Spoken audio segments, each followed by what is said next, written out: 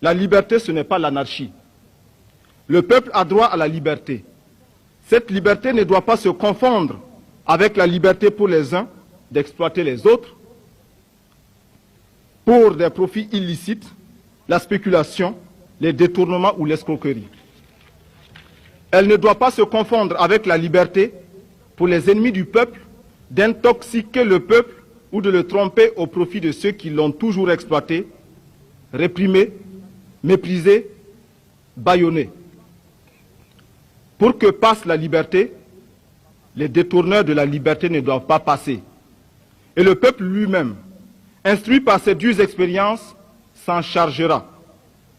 Il faut que nous en soyons intimement convaincus. Le peuple voltaïque lui-même est non seulement capable de savoir, de décider et de comprendre ce qui est conforme à ses intérêts, mais il est en outre capable de construire lui-même et de ses propres mains les fondements matériels de son avenir. Mais pour y arriver, il faut non seulement qu'il ait raison de placer sa confiance dans le gouvernement, mais aussi et surtout que le gouvernement lui fasse confiance.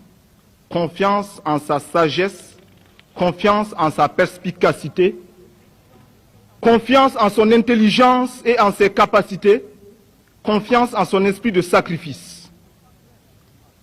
Nous ne devons pas craindre les masses et nous barricader dans des bureaux climatisés pour penser lourdement à sa place avec les pesanteurs petites bourgeoises sans tenir compte de lui et de ses conditions concrètes de vie et de travail.